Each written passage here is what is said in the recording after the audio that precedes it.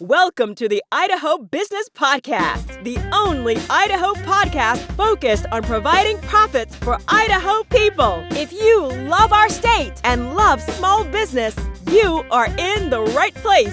We interview local legends, learn business, and have way too much fun doing it. You're listening to the Idaho Business Podcast with your friend, host, and all-around great guy and owner of New Clean Commercial Cleaning, Spencer Ward. All right, everyone, welcome back to another episode of the Idaho Business Podcast. As always, we're sponsored by Health West. Great organization, great people. Give them a holler. Google them where they're closest to you, and you'll be quite surprised how well you're treated there. We're also sponsored by my companies, New Clean Commercial Cleaning and Commercial Cleaning Services, servicing pretty much all the way from Twin Falls now, all the way into the Rexburg area. Give us a call, 208-254-7070. And if you need any janitorial, toilet scrubbing, carpet cleaning, window scrubbing needs, give us a holler. And if you say you heard about us on the podcast, we will give you a free office sterilization, absolutely no strings attached. Okay, people.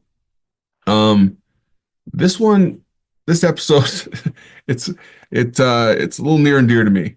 Because it starts in the back of an SUV, but it ends with a powerful reminder about how we treat the people who depend on us. Okay, this actually happened yesterday, and I'm going to get a little deep with something that happened to me and with my daughter, and the lesson I'm taking from it. All right, so yesterday. My family decided, hey, let's go take a walk. So we have a little nature trail near our home.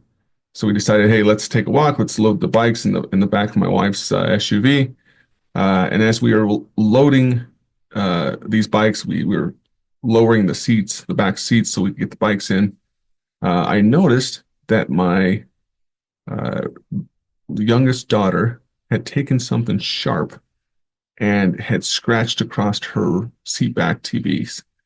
And I know it was her because my 8-year-old wouldn't have done something like that. So I asked her, calmly at first, what Chris Voss would call the late night FM radio DJ voice. But he would never, but she just wouldn't answer. So she just stared at me in defiance. So I eventually snapped. I didn't blow up completely, but I did yell. I raised my voice a little bit. Hopefully some of you parents have been in this position. You spend good money and you try to do something nice for your kids and you see something like that happens. It just happens. You're a human. She finally broke down and admitted it, and she was sorry. We hugged it out and it felt resolved, but the real moment came the next morning. We were making breakfast together. I like to make a smoothie in the morning. She likes to help me make it. So she has helped me putting all the ingredients in. We made some toast, some eggs. And in the middle of her meal, she looked up at me and said, "Dad, when you yell at me, I feel like you hate me." Now, that hit me like a truck. I realized I could have gotten the point across without crushing her confidence. That moment made me step back and ask, how often do we do this to people around us?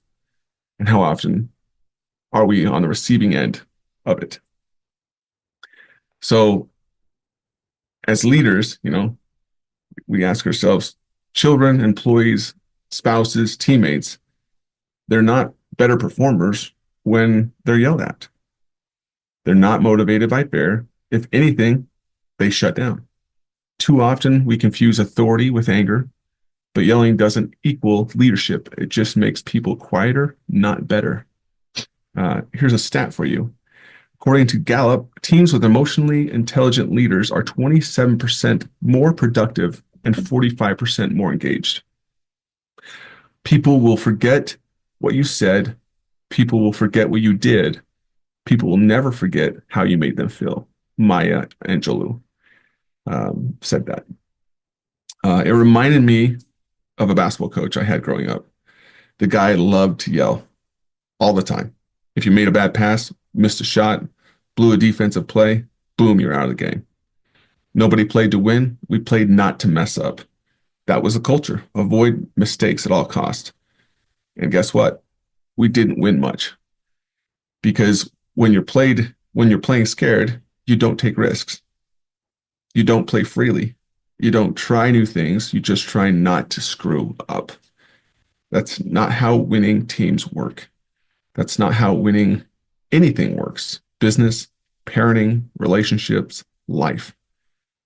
That coach didn't just affect how we played ball. He shaped how we dealt with failure. Fear-based leadership sticks with people far longer than we realize. Jesus said it best, do unto others as you would have them do unto you. That applies to every relationship, your kids, your spouse, your coworkers, your team. If you want our people to be open, productive, resilient, we need to lead with empathy, respect. That doesn't mean letting things slide. It means holding people accountable without making them feel worthless. And if they still don't step up, then it's not your tone, it's their fit. Great leaders coach and correct, but they also know when someone just isn't in the right position. That's huge. You need to understand that at times, because it's not in the yelling that's going to help someone become better. If you find yourself giving a lecture and another talk and another talk, and you're yelling finally to try to make a point, you have to realize you don't have the right person in the right position. It's time to make a change. And sometimes it's hard. Sometimes it's hard to make that change because maybe this person's been there for years, but I'm telling you, it's better to lose a winner than to keep a loser. And I love that quote because it applies to so many different areas in business and in life. Okay, so here's the challenge I'm giving myself, and maybe it'll hit home for you too. Pause before raising your voice. Ask yourself, am I correcting behavior or am I damaging confidence? Treat those around you with the kind of respect you want to be remembered for. Because one emotional outburst can stick with someone for years. Here's a quote for you. Speak when you are angry, and you will make the best speech you will ever regret. And that's Ambrose Bierce. Let's stop being the yelling coach or the explosive parent. Let's be the kind of leader people want to follow, not the one they fear. No one wants to be feared. I've worked for organizations. I've worked for people that want to be feared. And they want to ruin your confidence. And I think some people don't have that agenda in their minds. And some people in some organizations do. And sadly, that's the truth. There's some people that are so narcissistic and crazy out there, they do want to ruin your confidence and who you are as a person. And if you're working for someone like that, it's time to make a change. Because you don't need that in your life. I don't care what the pay is. Because that doesn't lead you to become the kind of parent you need to be, the kind of coach you want to be, the kind of person that you respect in your life. Okay? So thanks for tuning in today. If this story resonates with you, share it with someone who needs to hear it. And remember, the goal isn't to control others, it's to inspire them. That starts with how we speak, how we lead, and how we love. See you next time, and like always, be happy, be grateful, and serve others. Adios. Congratulations on spending a couple of minutes getting a little bit smarter, having some fun, and supporting the Idaho business community. If you're feeling the love, make sure to subscribe, rate, and review on iTunes, Stitcher, or wherever you are.